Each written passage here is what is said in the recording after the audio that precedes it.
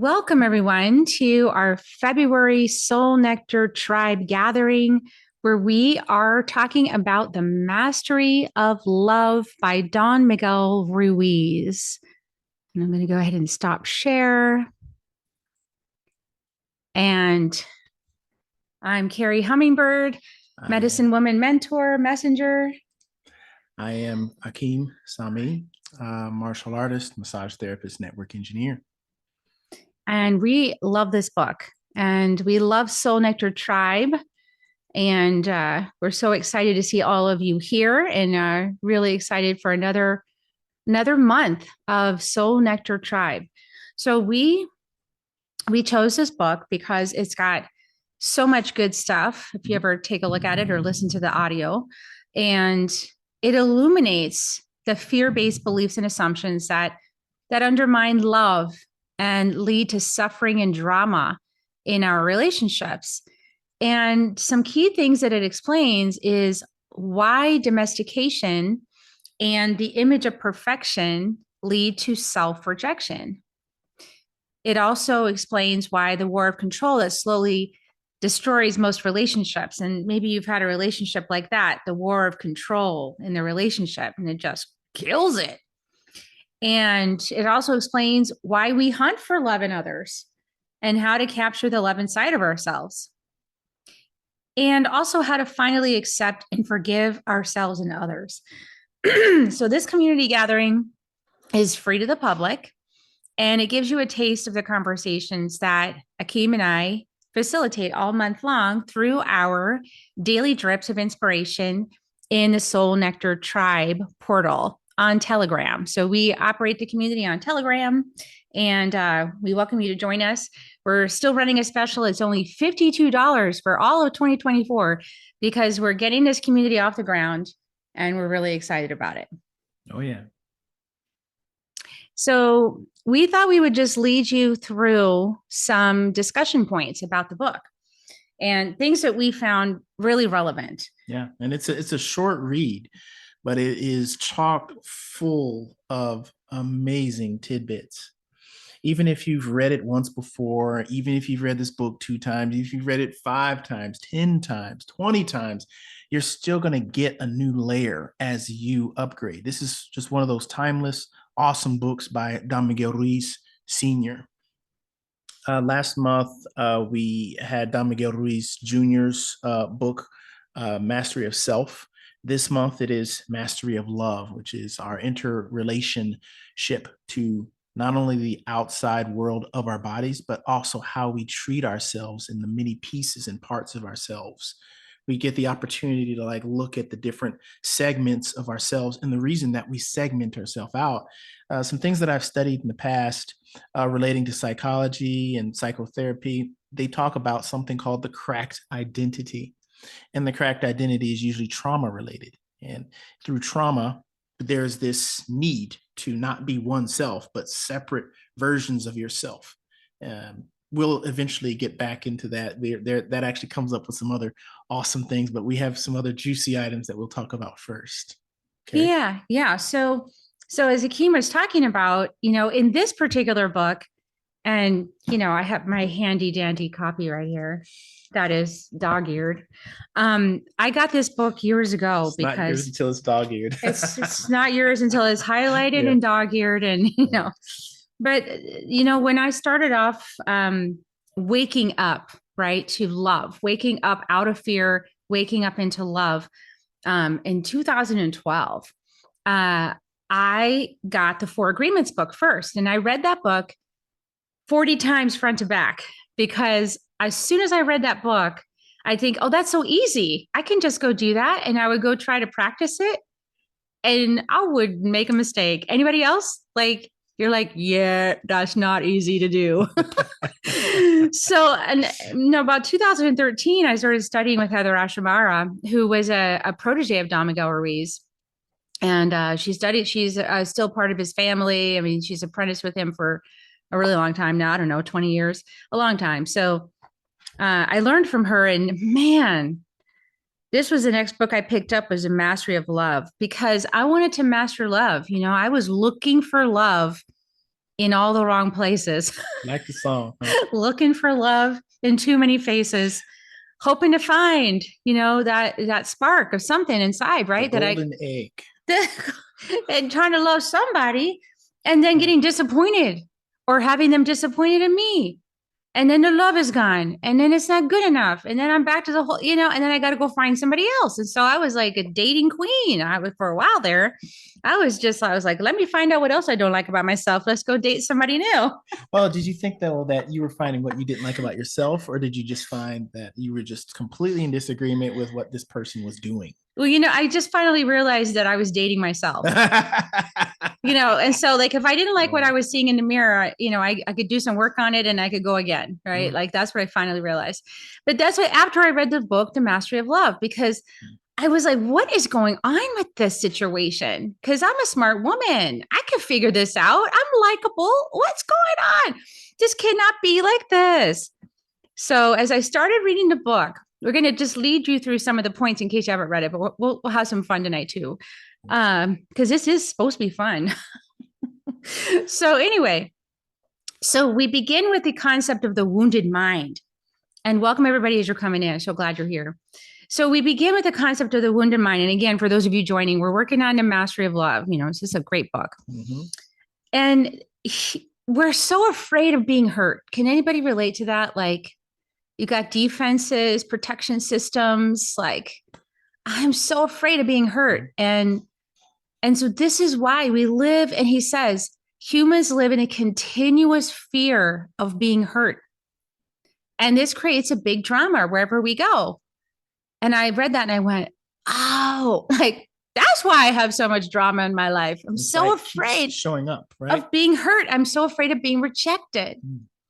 And then he said the way humans relate to each other is so emotionally painful that for no apparent reason, we get angry, jealous, envious, sad. And I remember having this feeling, if you guys can relate, it's like, why are they mad at me? What did I do to make that person mad? Has anyone else just put a reaction if you're like, yeah, also trying to figure out what I did to make that person so upset. Yeah, what was wrong with me? What did I do? What's the matter with me? Yeah. And then we have to protect our emotional wounds, because when our buttons get pushed, it hurts, right? We don't like the person we are when our buttons get pushed. And it's so funny because every single time we pick one of these books, I, of course, experienced the next level of the thing I need to work on related to the text. And it happened today out of Akeem just being Akeem, parked in my parking spot, which he's never done before. And I come home to park in my parking spot and he's parked in my parking spot. And I was like, and I just went, whoop. It's like the reaction was present. I didn't do anything with it, but it just inside, it was like, you're in my spot. And then I went to the front and I said, he's pushing my buttons. And then I stopped and laughed because we just talked about this in the Mastery of Love book, pushing my buttons. Can anybody really push your buttons? This is really, this whole system is because we have these emotional wounds and we're trying to cover them up and like protect ourselves so no one can touch the button. And so we're trying to do that by changing the other person. Don't push my button by parking in my parking space. Like, I made you angry. You made me. Made me. That's a key word. Made me. This person made me do this. They made me hurt them. They made me. And he should have known better. On top of all that. Yeah. That's why it's just so ridiculous. He should have known better. That's my spot.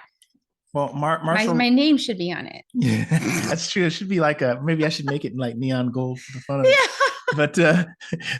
But yeah, even no matter what it is, I mean, people are going to have reasons that seem legitimate or not legitimate, but it'll still be triggering. Yeah. So even with discernment, even as a teacher, we can still get hooked by these surprises that life hands us. Surprises that life hands us, otherwise called Akeem Sami. Sure. So and when Carrie. And Carrie. So when we get our buttons pushed, so many people in inner medicine training come into the program and They really struggle with this, Mm. this concept I'm about to share with you, which I also had a hard time with at first. But then once I started really seeing the wisdom of it, it made life easier. And this bit of wisdom is like when your button gets pushed or you get triggered from something, do you try to stop the entire outside world from pushing that button? Or do you go inside and look within and see the source of the trigger within yourself and heal that so that the button doesn't, it's not a button anymore. Like it doesn't exist anymore because you already healed it. And so I always advocate for the second method because otherwise you're fighting the entire world trying to get them to stop doing what they're doing. And most of the time, they don't even know they're doing what they're doing. That's my observation. Or they're so conditioned, that's just the way they are. That's just how they see reality. And, you know, I don't want to go down a rabbit hole here, but definitely in our time together, as Akeem and I have explored racial equity, right? And the color ladder and all of these things in our private relationship and some other speaking engagements. This was one of the conclusions that we came to is that we can't stop the whole world from saying slurs and from taking these behaviors. All we can do is have our own inner power where we heal the wounds related to those things. Yeah, our own inner medicine, which, I mean, that's kind of a hint toward Carrie's program called the Inner Medicine Program. But this is going back to the same importance of self-resiliency and the belief that you can have the resiliency, and also the energy of you don't have to do this alone. There's shadows that this conversation even brings up. And there were two that I actually got from this entire book. One is the shadow of martyrdom. And there was a quote basically, self-pity comes from self-disrespect. So the woe is me is saying, I really pity myself.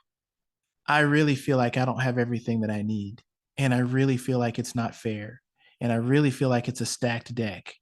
And I really feel like no matter what I do, someone will try to step on me or prevent me from. You notice the undertone of that came with fear of the future. The second was the procrastination shadow, the consequence of our action or the consequence of no action. So this fear to act or this fear of doing something wrong causes or saying the wrong thing. It causes you not to act at all. So that brings on this procrastination. So it also is there, according to what I've learned here, it's a avoiding of the responsibility within your opportunity to improve yourself. Yeah. And so let's and it compounds and it needs going back to light for resolution. Yeah. But we have to make a key decision before we get there. And that is that we're going to stop protecting our emotional wounds. We have to make that decision. And, you know, we got to put aside the mask because this is the other aspect.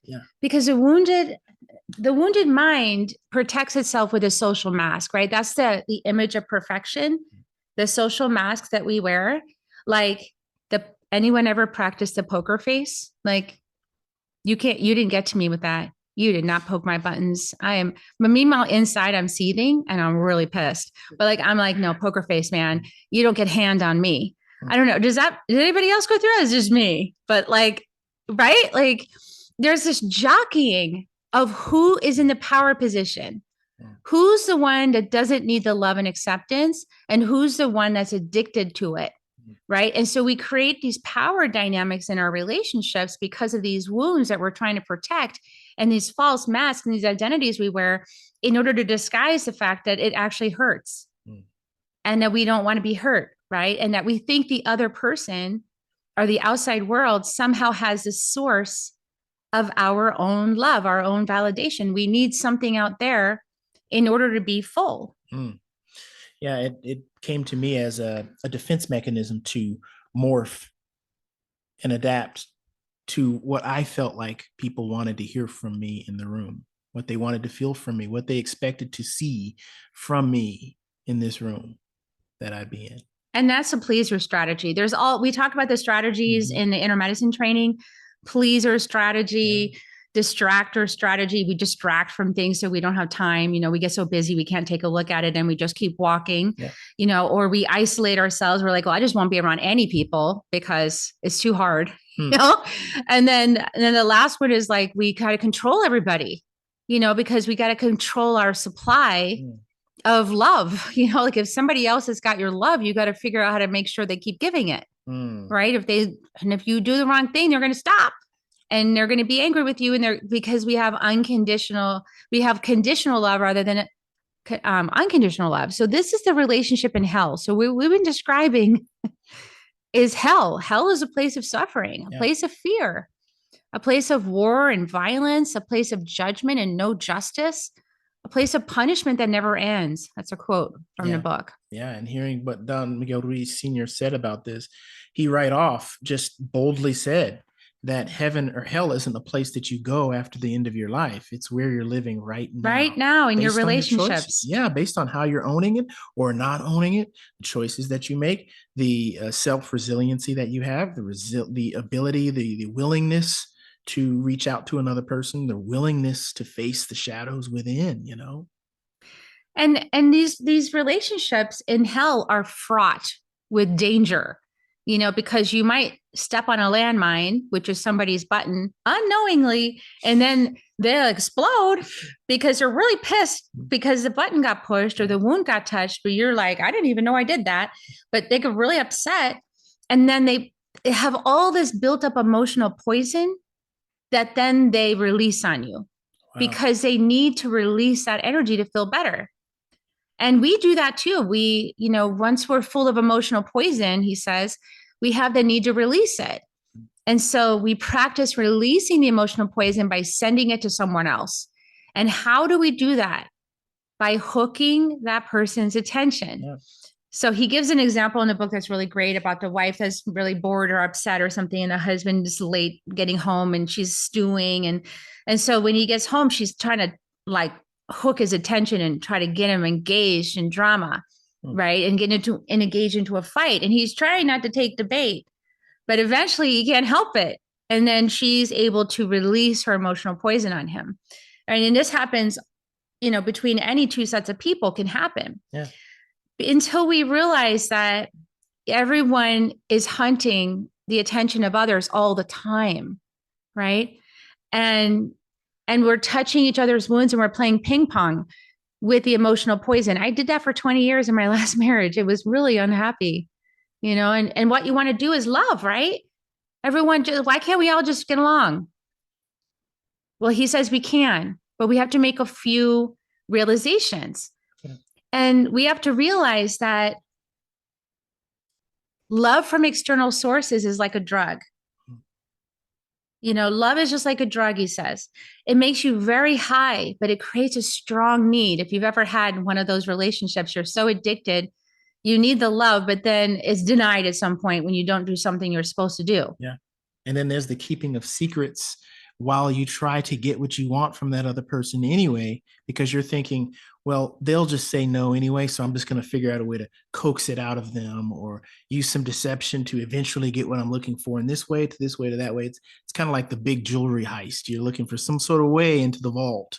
It's a rat race, right? Yeah, because people play power over each other by giving or withholding love and acceptance. Mm-hmm. So the person who's like the dealer of love, that's the one that has all the power. They provide the drug of love to the other person. The other person is the addict. They need the love in order to feel good about themselves. If they don't get their daily dose of love, something's missing, something's empty, something's sad, it doesn't work. And so what happens, the person is the biggest need for love becomes the drug addict. And the one who has a little need for love becomes a provider. And that's the provider is the one that controls the whole relationship. So you get into these power dynamics, jockeying for power over the other, and you have a war of control to see who can manipulate who and who's going to be and that's the poker face thing I was talking about. That comes in. It's like, I don't care what you just said. So everyone's kind of shielding and guarding and has like these false masks. And, and this is all because we put our happiness in someone else's hands. And he says, if you take your happiness and put it in someone's hands, sooner or later, she's going to break it through no desire of her own. She's just not going to understand what your happiness is because she's not you or he's not you. And if you give your happiness to someone else, they can always take it away if you don't do what they want, or there's like that control manipulation game. And they may not even know that they're taking it away. Maybe they're just saying, I want my security and I want my freedom, and they're going for their safety. But you're triggered thinking that they're resisting loving you, when it's really they're going for their own personal self-love because they have a deep need for it. And a lot of this boils down to a key realization. We're not dreaming the same dream. There you go. We think we are, right?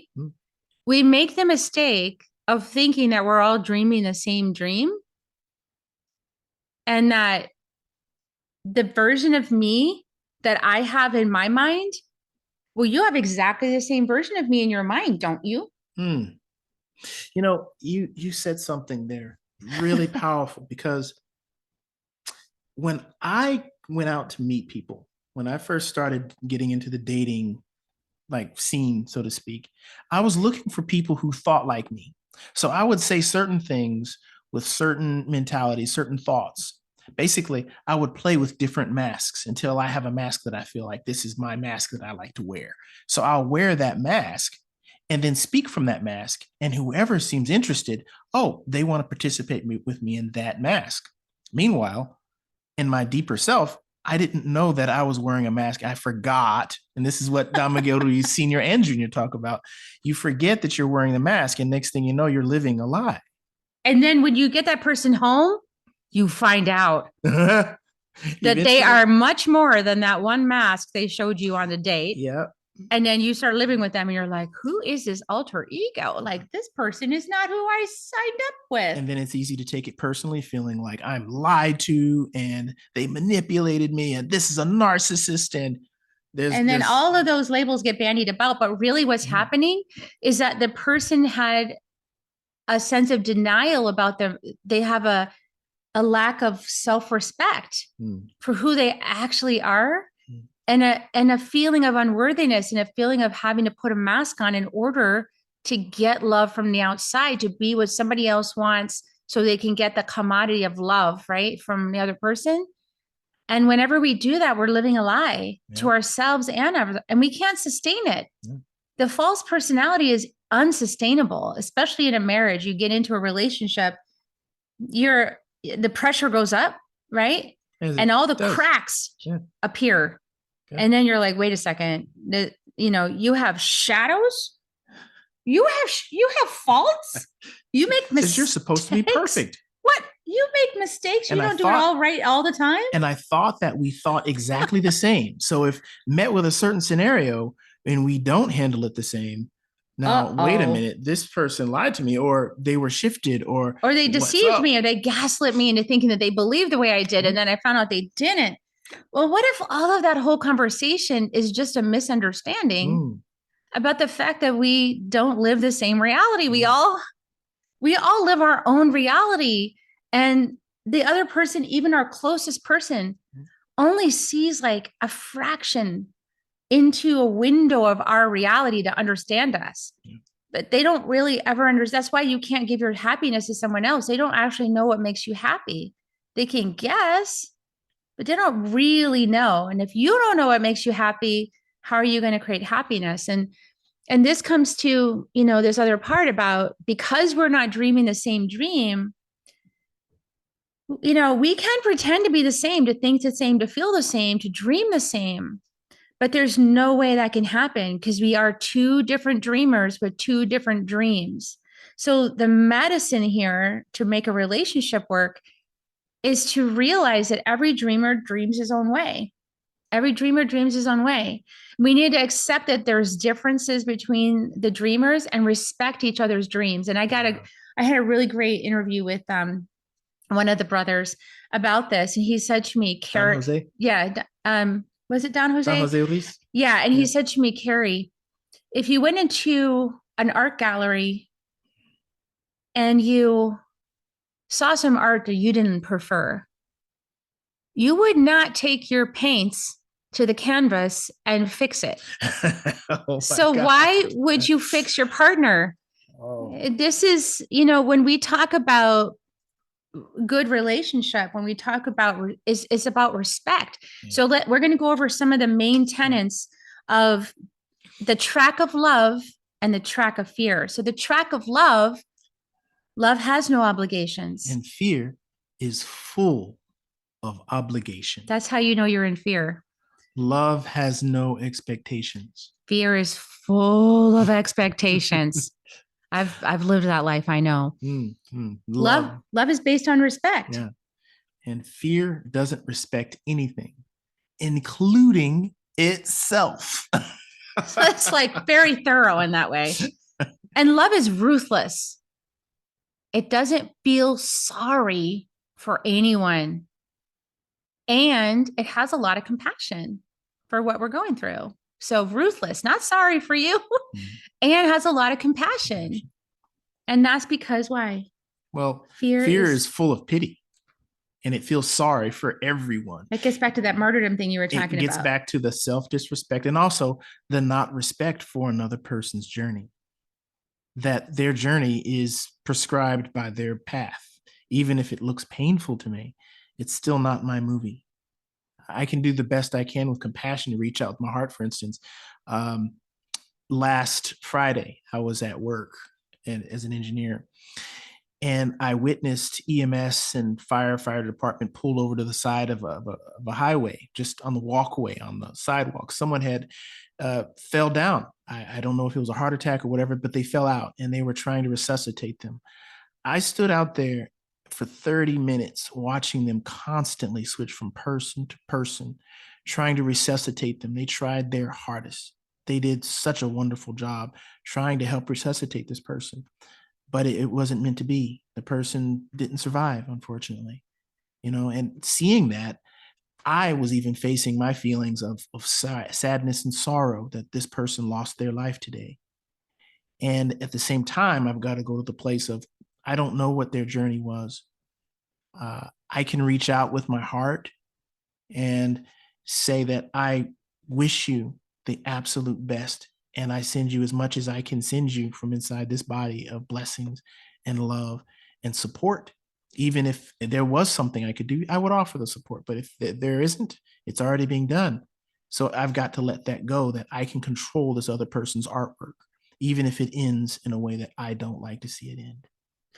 Yeah. And that's really judging their movie script that their soul wrote, right? It's like saying, well, that's not a very good ending. That's a terrible way to go. We do that all the time with each other, right? We'll be like, that's just a terrible way to go. And then we'll be like, yeah, that is really, well, we actually, it's just an innocent thing that we're doing, but really what we're doing is we're disrespecting somebody's journey when we do that. Yeah. And I caught myself the other day, even saying about some other situation, I feel so sad for this person. And then I caught myself. It's like, no, number one, I'm not going to make myself feel anything other, because this is back to be impeccable with the word, anything other than great, right? Like I feel good in myself. Then it's like, I have compassion for this person's journey. This person's journey is really opening my heart with compassion. That's more like the line that I'm holding. And so as healers, as helper healers, we can really slip into that martyrdom, that pity track. And so we got to be mindful of that because love is completely responsible. Yeah. Every one of us is completely responsible for our life's journey. And when we stand on that solid ground, we can have respect for each other. But fear avoids the responsibility, but that doesn't seem to mean that it's not responsible. It's trying to plan in advance to create a successful measure. So you can see where fear does have a place to have, to at least inspire you to do better. But it's, fear is definitely looking for all the angles of how it could avoid responsibility, and deny it and deflect it and project it. And, so that's all the shadow work that we do also in inner medicine. And when you are completely responsible in yourself, when you know that this is your journey and when you stand in responsibility for everybody, you're also standing that everybody's capable, that everyone's capable of living the life that they selected. Everyone's capable at a soul level. They're capable. And so when we see people that way, that's kind. That's kind to see somebody in that way, capable, empowered, able. But fear is unkind. It's always unkind. Yeah. It's like, you can't do that. Fear says that was a sucky ending, or you should have done that better, or it's got a million judgments, right? Like, it really can tear you down. Well, and you can see the mercurial aspect of it, and mercurial somehow having a negative connotation, even though it's just, if you apply it without the judgment, it's just logical information. It's just logical information to process, to take or leave. It's raw like that, but fear usually includes that extra hook, that emotional hook in it. The emotional hook that wants to pull you into some drama. To make you lower how you feel about yourself so that you're more in a place of deficit, so that you'll want your hit of love from the other person, right? So you back to the addict. Like, now you feel like crap, so now you need love, right, to feel better. And so love is unconditional. True love, not addict love, but like actual love is unconditional. And fear is full of conditions. You have to follow this rule book. If it's not in this rule book, it's not love. Yeah, if you, in the track of fear, I love you if you let me control you.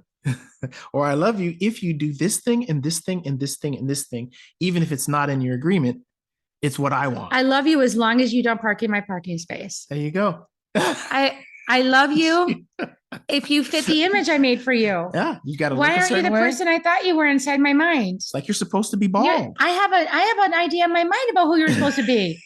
You need to be my knight in shining armor. Like, get with it, dude. So we have shape up, man. Yeah. Like, don't you know? I have a vision in here, and you're not matching up. And then we go out, and then we go to the next one. That was me for a long time dating, until I found somebody who was a match for me. And in the track of love, this was interesting to me. There's justice in the track of love. If you make a mistake in the track of love, unconditional love, you only pay once from that mistake, one time. And if you really love yourself, you learn from that mistake. And you do because you support yourself to do your work, to learn, right, and evolve. But in the track of fear, there's no justice. There's no justice. Basically, it's you pay for something again and again, thousands of times. Again, right? The story is told. Anyone have that? Like, the story was told over and over. And it was like told at Thanksgiving dinner. And that, and you're like, I'm never going to live this down. That one time I was complimented and I didn't answer back with a loving response. The one time I lost my crap because I got upset. The one time someone asked me for their number and I was just turned away and not focused on them at all. It was completely disconnected. And you see how that happened like 30 years ago. And then we often laugh about this because we watched this TV series. I don't know which one it was, but this is the funny line. I will never forget. What is that? What he said? It was. I will never forget. It was a terrorism show, and it was some terrorism thing. It's like, oh my God, this is why we have going on in the world. I will never forget.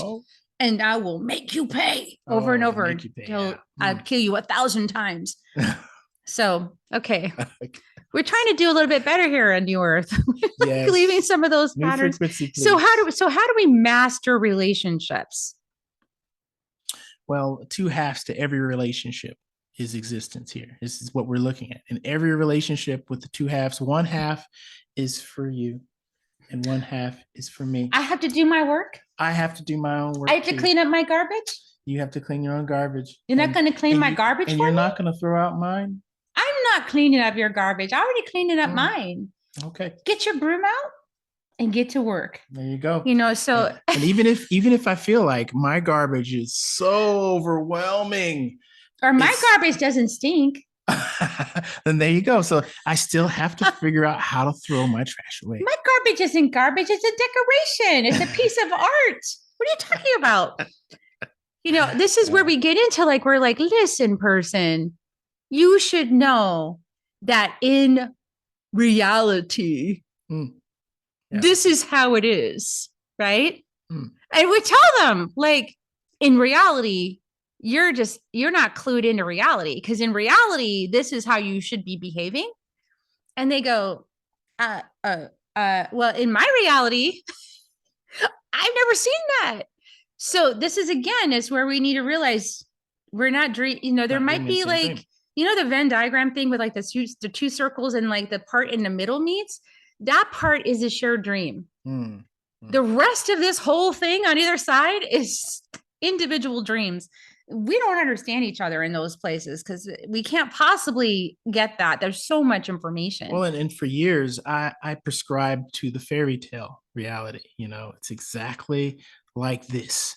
And this person does this, and they completely know telepathically what the other person needs.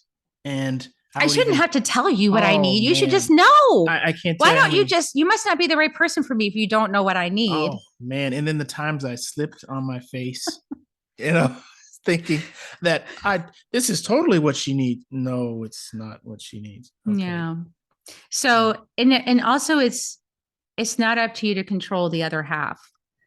This part has been tough for me, I have to admit. Well, I've had a little practice with this one myself, because if it's pushing my buttons, I want to control it to make it stop, but with this, that's disrespectful, because respecting your partner, you got to respect your partner's responsible for their half and their path. If we respect, we know that our partner is completely responsible for his or own half. And if we respect the other half, there's always going to be peace in the relationship. It's when we disrespect them that there's not peace, right? And so mastering love takes practice. We've got to practice it. Yeah. We don't need to justify our love or explain our love. We just need to practice love. Practice creates the master. And, taking out the garbage is part of that practice. Loving and accepting your partner and his or her garbage. And that's the extra challenge, right? I love you. Like, I don't love your garbage. Look at that heaping pack of smoking garbage behind you. I'm supposed to just see you. And yes. But you got to love. Unconditional love is all of it. It's like loving and accepting all of the person and their garbage, because their garbage is their soul curriculum. It's their lesson. It's what they're here to learn, and they're working on it. So well and said. I actually saw this thing on Facebook, on Instagram a couple of weeks ago, and it said, if you're still trying to wake people up, you're still sleeping. And this kind of merges with this, because he's talking about how, we when we respect our partner, we also don't try to shove them out of their dream, like to make them comply with our dream. I'm going to heal you. Like, I'm going to fix you so that you're the right person, that I want. We don't judge them for, like, if we can see, there's been many times that Akeem has witnessed me in my garbage, and he has just sat back, like, inside, he's seeing that I'm wrestling with my garbage, and he doesn't say anything. He's just like, sounds like you're having a tough time. It's like, I'm here for you, and that sounds difficult. And he'll say things like that. Yeah. But then, like, about a year later, after I've resolved that thing, I'll come back and I'll say, oh, I just realized, this is the resolution to that thing. And he'll look at me and say, I'm so glad you finally realized that, which is somewhat annoying sometimes, because you could have just told me. But, but actually it's respectful. It's really respectful to not, like, try to give other people your answers, which is in inner medicine training. We really respect people's thumbprint journey, and we recognize we're all living a unique dream, and there's not one answer. There's questions that can be helpful for inquiry, to open up, dialogue, to open up insight. But to respect each other's dream is to also honor where everyone's at in their journey, honoring their path. And the fun part about realization is when it happens, not when someone else, like, paints the whole picture for you and then says, hey, put your name on here. I painted your picture, but, like, gives you some paints and a canvas and lets you create something. As a parent, that is so tempting. Hard. You just want them to be set up for success. You don't want them to have any pain. Well, and you want to feel like, in your 40, 50 years of experience, how to set up their life just right. If they do it exactly the way that I did it. But if we do it all for them 40 years ago, they don't learn how to do it themselves. Yeah. And it's like, it's also putting our dream on the other person, the other person might come to a radically different conclusion if they went inside and found it for themselves. And so what we're about is really transitioning all of these patterns we've been talking about to self-responsibility, to really helping each other take that risk, you know, feel your wound if you need to feel it. Be transparent if you want to. Share that there's, hey, that just tripped on a wound. And, you know, it's not your fault, not blaming or making it someone's fault, but just like, oh, I just had a tripwire, you know, whoops. And I just noticed something inside that I just went, shoop. And I need a moment to process that before I interact with you, because I don't want to put my poison on you. Right. I'm just going to release it into the earth. I'm going to just breathe and process and release my own poison. So you and just taking responsibility for our poison. That is so awesome. You just said how important isolation and silence is for processing. You don't always have to process all of the inner processing within yourself with your sacred partner. You do need to have your own space where you can process your own This stuff. Is probably for me right now. Oh, this is for me. Okay. I'm talking about me. I'm in the first person here. So, you know, there's times when there's certain things that's coming out. It's like, what's that? It's like you're hearing certain anomalies come out in your thoughts. It's like, that's a strange thought. What does that mean? Let's go process that. And then I realized that it was a part of a compartmentalized fear from when I was 5 years old about something. Yeah, back to when Akeem was, we started this conversation talking about how the wounded mind creates all these splinters of personality, right? Yeah, all these masks that we wore at different parts of our lives to create safety for ourselves. And then it's like, what mask am I going to use with this person, you know, so that I can get along with them and they'll like me? And then what mask am I going to show over here so that I can get love from the outside? And what mask am I going to show right here? And then you get all those people in the same room and the person doesn't know how to be. This actually happened with one of my partners where I threw a surprise party and I invited people from work and people from this other club that we were part of and people from over here. And he got really mad and he was like, I don't know how to be right now because I've been segmenting myself like an orange and now I don't know how to be with all the people in the same room. And I was like, well, I don't really know what that's about because I'm an apple, but okay, I'm sorry. You know, like I'm the same with everybody, you know?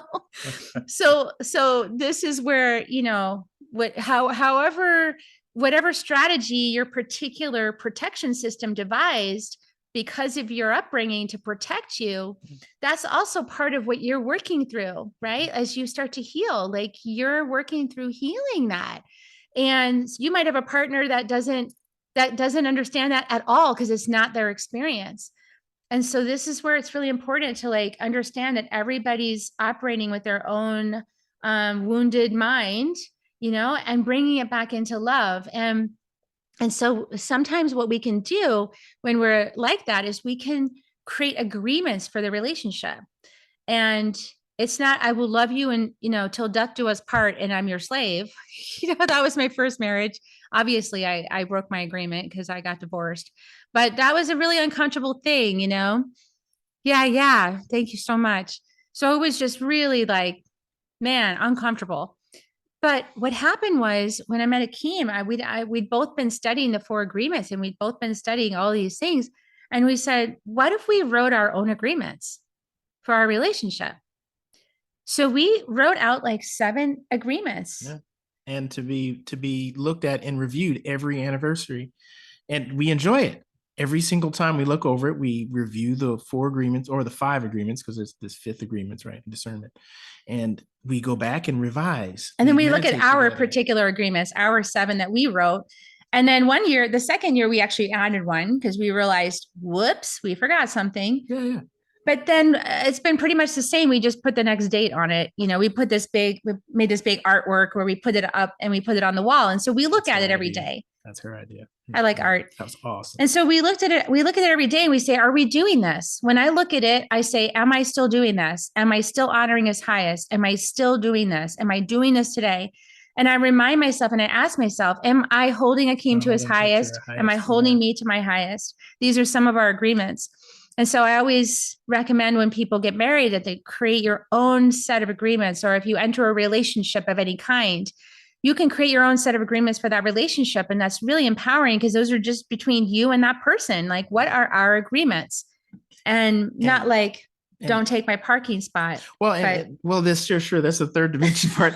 But no, and along with these agreements, things. Keeping in mind, and this is something that showed up several times in a lot of the different books that we've studied about the Toltec community. One word that means something to me may mean something different to the other person. I mean, different to you. And it'll even have a different feeling, even if it's the same word. If we both know what happiness means, we have our own interpretation of what happiness feels like. It feels differently. There's even different synapses that go off in the same general, same region, but in the brain to the body, it's played out a certain way. There's certain smells that you might get. There's certain things that you'll hear. There's certain memories from your particular life that'll come in that makes it a completely different experience. So reviewing in our relationship, what does this word mean to us? And being willing to look at it again the next year requires so much patience, love, and both of you can at least be on one accord in that. It's not that I'm going to own her interpretation or she has to own my interpretation. We find the place that we're both at together. We find the spot in the middle in the overlapping circles, the Venn diagram, where we can agree, like, this is what's happening. And this gets to the magical kitchen. Because the magical kitchen in the book he talks about is such a wonderful analogy, is when you invite people over and you cook them a nice meal and you say, I've got plenty of food for you. Here's my magical kitchen. I'm going to cook you dinner and I have all kinds of food here and whatever you want. And, you just come and hang out and it's all good. Like, there's no price to pay for it. There's no strings attached. I'm not going to come back later and be like, hey, remember that meal I cooked you like 10 years ago? Like, you owe me, like, it's not going to be that. It's just, I'm just giving from the generosity of my heart. And, so then you're just doing that, right? And then somebody knocks at the door and says, I got a pizza. I'll give you this pizza if you let me control your life. I'll give you this pizza if you do whatever I want you to do.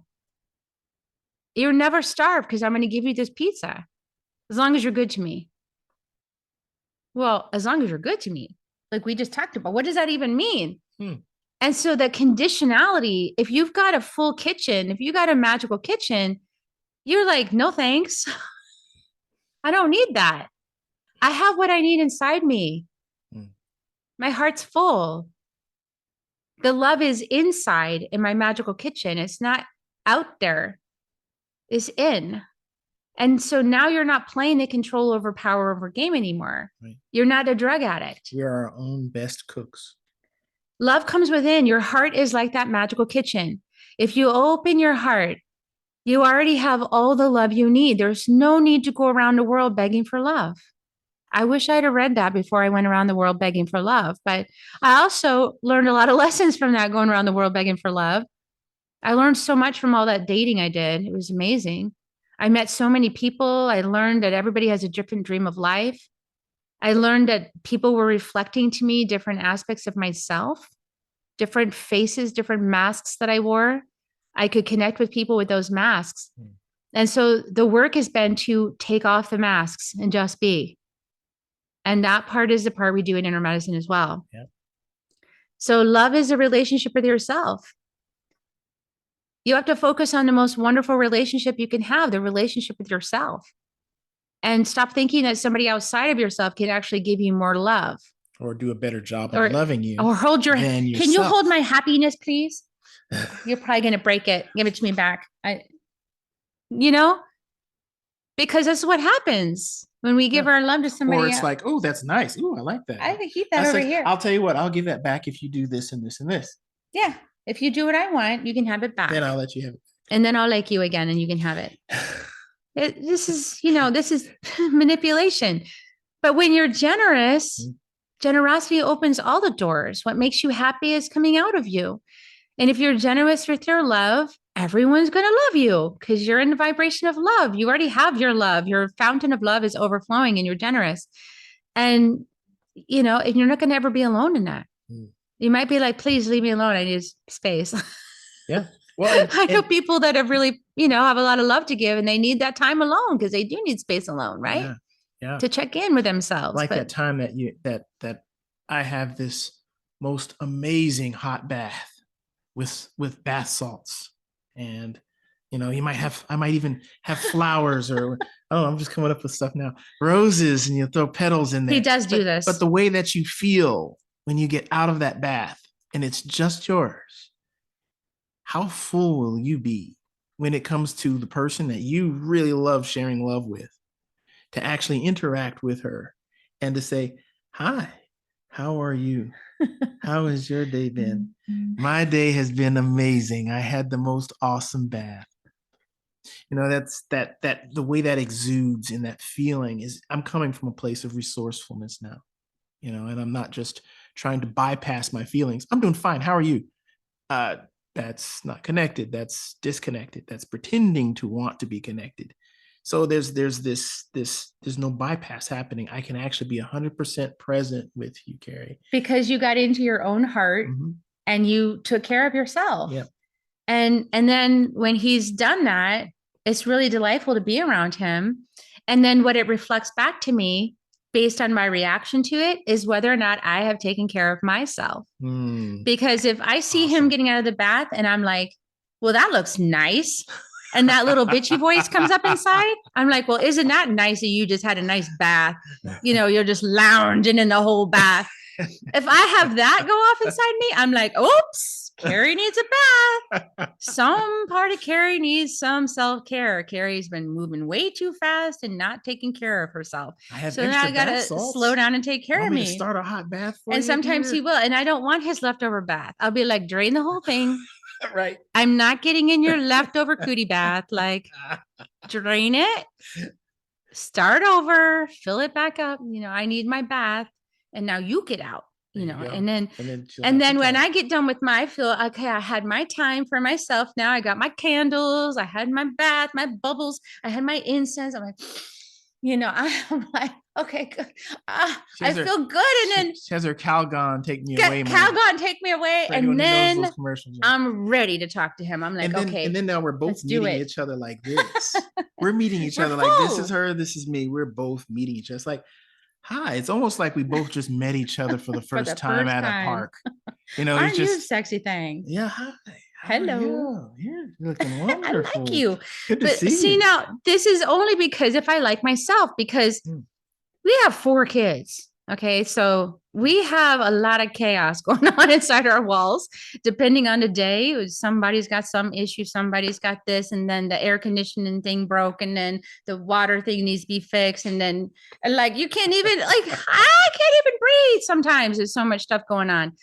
And well, you have to stop and breathe, because if you try to have, what I learned is, if we try to have that conversation when we're like that, that's when the emotional hooks start. That's when, well, we catch it because we're smart to it now. Well, you haven't had we're like, whoops. If you haven't had a complete night's sleep, if you didn't get a full night's sleep, if you were rushing around all day, you couldn't even barely get a breath because of all the chaos that was stirred up around you, then you're like, okay, I know I want to respect you.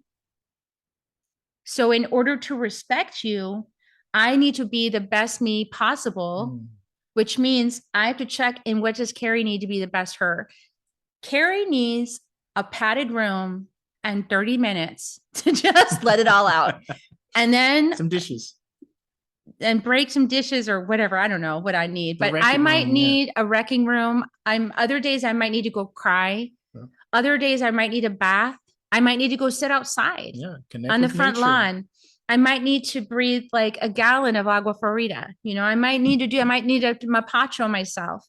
There's a lot of things I might need to get back in my heart and back in my presence and in my moment, so that I can show Akeem the respect that he deserves to have the conversation that we need to have. And that I can honor her in giving her the space that she needs, because she deserves it, not because I want something in return after all the waiting. It's because I want you to be your best. I want you to be supported, and I'm going to give you what you need. It's not because I want you to give me something later. It's because it's the right thing to do. I want her to be her best self. And then when we set boundaries with each other, it's not from a place of, you're so toxic. I'm putting up a wall and a boundary and I'm telling you what not to do because you're touching my wounds, right? So that's a very different energetic. It's more like, I want to respect you, Mm-hmm. and I want to give us the best chance possible to have a meaningful conversation that brings us to the next level of transparency and intimacy. So I'm telling you that for me, because I'm a manifester, I'm going to inform you now that for me, starting really huge conversations at midnight is not working for me. Like, big conversations need to happen when I can devote some time to it and I'm prepared for that conversation to happen.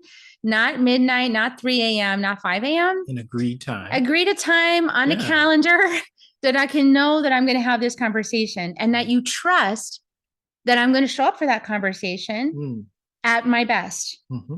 And that builds the trust, because now you don't need to have that. And if there's a part of you that needs that addressed right now, that's probably a little child, inside that needs love. So this is where we become responsible for our inner children, right? And managing and caring for the inner child, becoming our parents so we can really hold each other, and holding ourselves, we're holding each other. Yeah. And it's just a very different relationship dynamic than I experienced with my first long-term relationship. So I think it's blessing. And mine too. And, that just leads segments into this beautiful question. So I've got what I call reflection time. Yeah, we're getting close to the end. We just talked to you guys for like an hour. So let's do something here for reflection time. Let's gauge your view on the relationships in your life. That's a big question. So just take your time with that. That's something that you can do off camera. Take as long as you need. But just gauge your particular view on what these relationships are and have been in your life. And are you in the track of fear? Yeah. Are you in the track of love? Or are you somewhere in between? Well, are you labeling them? Are you labeling what the experience is? Are you able to feel a sensation within your body? Does something feel stuck when you think of a certain person? What happens within you? Do you trust that if there's something that comes up, that you can have the conversation and that you'll be respected? Mm-hmm. And the next question is, where is the love at in this type of relationship for me? How much fear, if you were to say, is it according to Don Miguel Ruiz Sr. in here, he says 95% fear is ever common in his experience, and 5% love. And even if the fear was down to 60%, that's still a relationship dominated by fear. So take a look at that. And we're all doing this together too. So just realize this is a great awakening, right? It's a process, and we're waking ourselves up out of fear into love, and it's going to take practice. We're all asking that question. Love is practice. Yeah. And even the time, there's some information that we both came across and shared that astrologically, we are in a time where Pluto meets with Aquarius in a way that it hasn't met since the French Revolution. So what happened in the French Revolution? Major upheaval, major turn. So it's bringing you the conversation about where do you want to be as things are growing and evolving to a bigger, better way. And what's your inner revolution? What is your inner revolution around love in your life? Where do you want to be? What kind of relationships do you want to practice in your life? Do you want to practice fear relationships like we've been experiencing for thousands of years? Or do you want to practice love? And it's not easy. So it is challenging. And you do get icky feelings inside your body, and it does get, from time to time. But then it also clears up, and it also opens, and it also shows so much. It's such a beautiful thing I've been experiencing with my partner. Yes. And Akeem and I, just for people asking, we have been working on our relationship now. We met 8 years ago, and we both had a previous marriage with kids and a divorce. And so we both experienced, the fear dynamics and the control and manipulation and the drug addict and the dealer. We both experienced that personally for a decade or more. For me, a little bit longer. And then we also experienced being alone, and we also experienced having our independence and being a solo parent and figuring out who we were after all that experience. There you go. And then, so by the time we met, we were like, okay, we were on the same page about the 4 agreements. We were on the same page about mastering love. And we were on the same page that mastering love takes personal work. It's going to take me owning my garbage and you owning your garbage, and me respecting your garbage and not telling you better clean that up, but like respecting each other and saying, that's a, my heart is open to you. It sounds like a challenging thing you're going through. And okay, I hear you. And we've had so many challenging things come up, so many, that it would take another hour for us to share with you all of those, and probably a week. But we hired mentors that helped us through the process of becoming what we knew we needed to be, which is leaders together, walking side by side. Does anybody else have that? Like, I know I want that sacred partnership where we do our work together and we're like out there in community and we're giving our gifts and we're serving. Yeah. And that's also inner medicine, is we're opening people up to that, because it starts with you. Like, we train healers in our community, but it starts with you. A healer must know how to themselves first. If we don't know ourselves, we don't know what we might be projecting on other people. We got to know the terrain before we can help other people. And as a couple, we've always known we want to do this, but we needed to work on us first. We needed to clean up our home first, our family system, our relationship, integrate our kids, make sure everybody was in a good place after all the trauma, and get things cleaned up and do our work as parents and do our work as a couple. So it's a 24/7 investment. And it's putting a lot of love in a lot of coins in the love bank, so we have a mint. There you go. About right now with each other. We have a love tank. We are wealthy in love. So yeah. And so it's great work. So if you ever want to do that kind of thing, reach out. But inner medicine training is a good place to start, because that is your inner work. That's where you start working on you. Discernment. And get you knowing you. So then you can lead, and you can be a healer if you want, or you can be a really good parent. All of those roles that we play, that we want to be clean. We don't want to project our poison on other people. We want to be clean. So yeah, thank you guys so much for being with us. We're doing this once a month. And then, of course, we're in the portal every day on Telegram. So if you want to be part of this conversation on a daily basis and get drips from Akeem, I flit in and out of the Telegram. He's there every single day. Hummingbird. I'm a hummingbird. I come in when I get a really good download, I'm like, here it is, and so I kind of come with bursts of that. But we invite you to come join our Telegram. It's the email will go out to everybody that registered, and in the show notes, this will be on YouTube. So in the show notes, you can also find out how to join us. And it's $52 for the whole year, 2024, Mastery of Love for February. And then we might do another month in it, because it is a pretty meaty book. Like, we only talked about half of the book. This is so much to digest. A lot to unpack. Take a look at. So put one word in the chat of what this was like for you tonight. What did it mean to you? We see that. Thank you so much. And we're so appreciative of this. Thank you for the hour. He said, we're adorable. You two are adorable. Yay. Have you thought about doing couples counseling? Yes, we're definitely mentoring people. Beautiful conversation. Thank you, beautiful souls. And whatever this meant to you, we're so grateful for you being with us and sharing your hearts and your minds and your energy and your love. And join us in Tribe. Join us in community in Soul Nectar Tribe. Oh, thank you. The discussion is amazing, enlightening. Thank you, Gabrielle. Beautiful. We Aiden, we love you, seeing you again. Astara, we're so grateful. Mary Lou, Christine. Yeah, we're so grateful to see you all. And we'll see you next month. So we're going to decide if we need to do another month on love, Mastery of Love. It's such a meaty book. There's so much in it. We might do one more month on it before we move on.